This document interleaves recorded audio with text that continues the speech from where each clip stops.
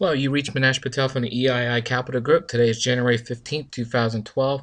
It's our weekly Ichimoku analysis for the futures market. We'll cover everything from metals to commodities to natural gas to heating oil to oil. Okay? This is a normal disclaimer. This is for education use only. We're not soliciting you to buy or sell anything at all. All charts you're going to see are from Thinkorswim from TD Ameritrade, TradeStation, or FreeStockCharts.com. Here are my contact details here, mpatel at eiicapital.com. You could access any of our free videos, Facebook, Twitter, our heat map, our scanners, everything at ichimokutrade.com. Okay, so let's begin. We're going to do something a little different normal. Last week we started looking at our heat map. What we've done now is we kind of simplified things, and we've got an email that shows you two time frame opportunities for the futures. Last Sunday, the biggest one was orange juice. That was on the email Sunday, and pretty much in 2 days we were able to capture 20 points. You could look at, we have a YouTube video online that you could see that too. That's up there under our subscription. But basically what happens is here on this table, each row represents a two time frame opportunity. We show you the trading time frame here. We don't show you the higher time frame at all. But these are two time frame opportunities that you see, and what we look for is them to be on two separate rows, so it looks like a 3 or 4 time frame opportunity waiting to happen. If you look here, sugar is on a 240 end daily, so this looks like a 3 or 4 time frame opportunity. And if you look, there's nothing else. All these are the twos. They are high probability too, but this one's even more high probability than ever. So we definitely will pay attention to sugar when we come around to that. But you also have live cattle on the 240. You have the dollar on the 120 and the NASDAQ basically on the daily. Okay, so let's go through and do what we normally do. Start looking at futures. Left hand side is the daily time frame, right hand side is the weekly. And let's just start from the very top and just start scrolling down as we normally do. Let's go look at cocoa futures. Cocoa futures, nothing really going on, trending downwards on a weekly time frame. Had a pullback here. You could see that as a pullback here. You really don't know how far this pullback is going to be. It's on a minor pullback right now.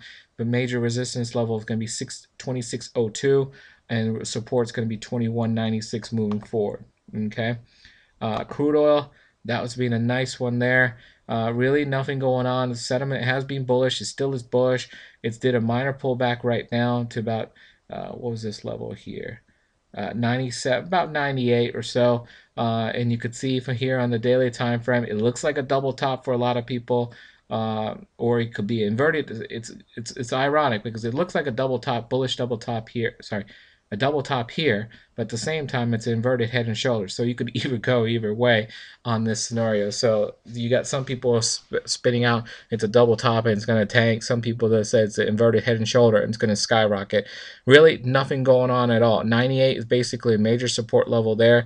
If it breaks that one, the next level is going to be 96.46. Resistance level is basically going to be 103.10. So until it kind of gets through those levels, you really can't tell which way this thing's going. If you do, you're doing a 50-50 chance. Cotton, the bearish trending on the lower time frames, pulling back right now. Resistance level is going to be 100. Support is going to be 90.93. Nothing really going on as far as the daily is concerned. But definitely watch for maybe cotton just keep on going down at this level because it is a major shift. U.S. dollar index, 82 is its major resistance level, which it's kind of at there now. It's bullish trending on the daily and also on the weekly, but it's at a major resistance level now, so it's going to be interesting to see if the dollar can break 82 moving forward. We're going to come back to gold. Let's go look at feeder cattle. Feeder cattle is flirting around again with this pivot high up here. It's going to close a little above it, but you can't really say it's broken it completely. It's not enough for us, so we got to wait and see. But if it keeps on pushing up a little more higher, this thing is going to continue with its trend moving forward in going forward. So watch out for feeder cattle moving up more and more. Okay, lean hogs.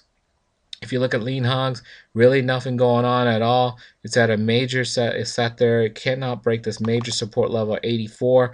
It's at a major resistance now at 85. about, let's just say 86 right now. So it's flirting between two different ranges, where it couldn't break the weekly support. Now it's basically at the daily resistance. So it's ranging, but it's going to be interesting to see what happens this week. Copper, on the other hand, it looks like it's trying to start a bullish trend on the daily, but really it's going to run into resistance at 3.767. If it could break that, then it could start a minor trend on the daily, but that's about it because the weekly is really not doing anything at all. Support level is going to be 3.4608. Heating oil. If you look at heating oil, nothing really going as far as the weekly is concerned, just going sideways, sideways, sideways. Had a huge push up here, but really is not going to do anything until it could follow through and break 3.2. If it could break 3.2, then maybe it could start a trend, but not quite. Support level is going to be at 2.9568. Coffee. Look at coffee, nothing really going on. Bearish here. It really needs to sit there and break down below 210. If it does, this thing could start a trend to the downside. So watch out for it to the downside. Resistance level is going to be 251.60, so not too far away for a bullish trend, but really close for a downside. So to set up your alerts for coffee to be bearish and look for that. Lumber, really nothing going on daily or weekly, so we're just going to keep on going. Live cattle, if you look at it here, it's been consolidating here, little push upward here, but really can't do anything until this thing breaks 126. And if it does, it could sit there and continue the trend on the weekly, which will start a fresh trend on the daily time frame too. Natural gas, you can look at it, still going down, down, down, down, down. You could see the next support level is going to be 2.581, which we're looking at. It is very, very overextended on a daily. Resistance level is going to be 3.085. Okay, orange juice.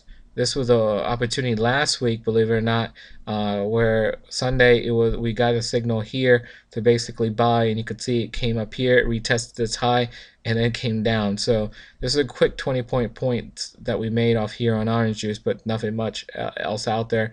It didn't follow through, it kind of broke down. So nothing really going on right now for orange juice. It had its little push up, but really nothing now. Palladium, nothing really going on at all, just consolidating the daily. On the weekly, it's a little bearish, but if it could sit there and break the support levels at 560, this thing could start a trend to the downside, but it's got to break the support levels to go down. Platinum, if you look at it, it is bearish trending. It's at a minor resistance level now at 1507, 1510. If you could break that, then it could start going higher, but daily is really not doing anything at all. So it's going to be interesting to see, but resistance on that is going to be 1633, and support's going to be 1451. Gasoline. Gasoline, it's at a major resistance level at 2.8026. Bounced off that, so you can't really see what's going on. Daily time frame looks like a bullish trend, but we're at a major resistance. Unless it could break 2.8, it's not going to keep on going forward. Sugar, this is the one to look out for. And if you look here, it's consolidating here, it's bearish setup here, so it's got to break this resistance support level here. If it could break the support level here at 22.74, it's going to go down. Remember, this is an opportunity. Doesn't mean they're ready to go. They've got to break the major supports to sit there and trigger a trend. And if this breaks the support, this will be a 3 or 4 time frame sell scenario. So we just got to wait for that support to be broken.